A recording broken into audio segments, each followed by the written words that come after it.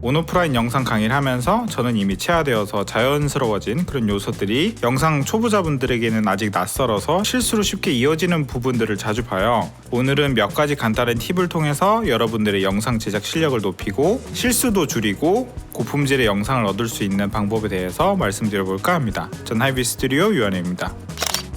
첫 번째 팁은 슈트 에딧인데요. 영상의 최종 구상안을 미리 짜고 촬영을 하는 거죠. 해당 팁은 간단하지만 굉장히 강력하고 영상의 중심을 잡아주는 팁입니다. 초보자분들의 영상을 보면 주제가 보이지 않는 경우가 많아요. 분명히 여행 영상 같은데 여행의 감상과는 관련이 없는 장면들이 잔뜩 나오는 경우도 있고 불필요한 장면에서 굉장히 많은 시간을 할애하는 경우도 많고요. 또 즐거움이나 설렘이 시청자도 느껴져야 하는데 혼자만 즐겁고 혼자만 행복한 그런 여행 영상들도 많았고요. 즉 영상에 스토리텔링이 없고 랜덤한 장면하고 주제가 보이지 않는 장면들을 순서 없이 엮어서 만들어낸 그런 결과물이죠. 이런 실수를 피하기 위해서는 촬영 전에 영상의 주제를 정하고 시청자가 느낄 감정을 미리 정해야 돼요. 여행 영상이면 여유나 설렘, 행복 같은 게 느껴지는 영상이어야 될 거고요. 제품 홍보 영상이라면 제품의 매력적인 부분을 조명해서 멋진 느낌을 보여주고 구매욕을 일으켜야 될 거고, 음식 영상이라면 식욕을 돋우는 그런 느낌으로 제작해야겠죠. 처음 오프닝 샷은 어떻게 할 건지, 클로징은 어떻게 구성할 건지 미리 콘티를 제작하고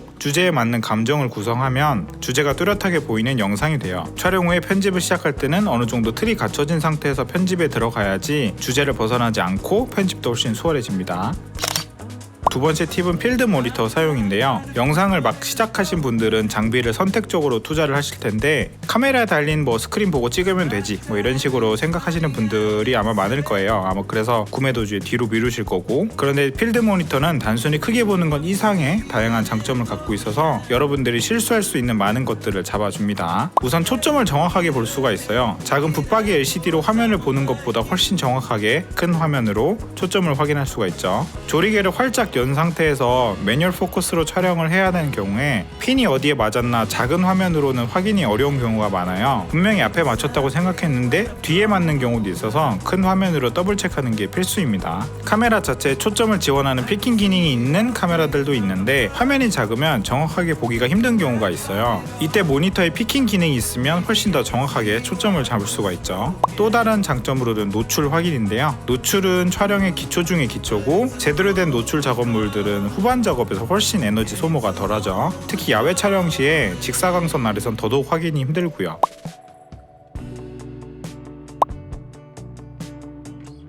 뷰파인더를 사용하면 되긴 하는데 짐벌이나 스테디캠으로 촬영하는 경우라면 지속적으로 뷰파인더를 확인하기도 힘듭니다. 또 대부분 외부 모니터는 펄스 컬러 기능도 있어서 이것 또한 노출 확인하기에도 아주 좋은 기능입니다. 또 하나의 장점은 먼지 확인인데요. 촬영 전에 블로우를 통해서 센서에 붙은 먼지나 렌즈에 붙은 먼지를 제거하고 작업하는 게 필수죠. 간혹 제거되지 않은 먼지들이 평소에는 조리개를 열고 찍을 때는 보이지 않다가 조리개를 조여서 촬영하면 시커멓게 보이는 경우가 있어요. 작은 LCD로 보면 이런 먼지는 안 보이는 경우가 많거든요. 필드 모니터로 보거나 모니터로 옮겨 와서 봐야 제대로 보이는 경우가 있는데, 저도 예전에 센서하고 렌즈를 다 블로우로 진짜 태풍처럼 불어서 제거하고 촬영했음에도 불구하고 렌즈 안쪽에 먼지가 있어서 알게 된 경우가 있어요. 모니터가 없었다면 아마 알지 못했을 텐데 먼지 확인하고 렌즈 교체해서 촬영했던 기억이 있습니다. 후반 작업에서 애프터 이펙트로 먼지 제거가 가능하긴 한데 꽤 번거로운 작업이라서 최대한 깨끗하게 촬영하는 게 중요합니다. 이 외에도 앵글의 더 정확한 확인, 럿을 넣어서 볼 수 있는 추가 기능도 있는 모니터도 있고요. 단순하게 크게 보는 것 이상으로 중요한 장점들이 이렇게 많아요. 여러분들이 촬영에서 행할 수 있는 실수들을 대폭 줄여준다는 점에서 반드시 있어야 되는 아주 중요한 아이템입니다. 필드 모니터는 다양한 제품이 존재하는데 단순히 모니터만 되는 제품도 있고 레코딩 기능도 겸비한 제품도 있는데,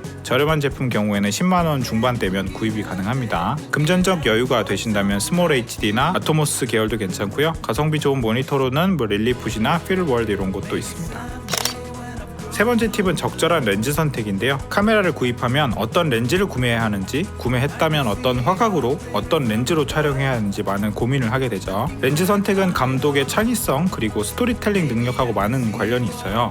크리스토퍼 놀란 같은 경우에는 렌즈에 대한 이해도를 높이기 위해서 프라임 렌즈, 즉 화각이 고정된 렌즈를 주로 사용하기를 권했고요. 퀸틴 타란티노는 넓은 화각을 유지하면서 해당 화각의 압축을 유지하기 위해서 아나몰픽 렌즈를 자주 사용하기도 했고요. 렌즈들의 화각과 특성 영상마다 제각기 다른 느낌을 주기 때문에 스토리 구성에 다양성을 더할 수도 있습니다. Call Me By Your Name 감독 루카 같은 경우에는 영화 전체를 35mm로 찍은 경우도 있어요. 사람의 시야와 비슷한 화각인 35mm 렌즈를 사용해서 제작의 단순함도 챙기고 시청자가 영화를 느낄 수 있는 그런 심리적 공간을 마련해주기도 했습니다. Only one lens. We didn't choose any other lenses. We only choose with 35mm. For me, to get a sense of human eye on one hand and simplicity and some sort of allowing the space to breathe still. So that was the choice of the 35. 즉 복잡하지 않고 주제를 제대로 드러나기 위해서 그리고 그 현장에 있는 듯한 느낌을 주기 위해서 사람의 시야와 비슷하니까요. 렌즈 하나만을 사용해서 영화를 찍은 거죠. 이번에 간단한 퀴즈를 하나 드릴게요. 인물 클로즈업으로 적절한 화각은 몇 mm일까요? 16mm? 24mm? 일반적으로 70에서 100mm 화각대를 선호를 합니다. 그러면 24mm로 클로즈업 인물을 촬영하면 틀린 촬영이 되나요?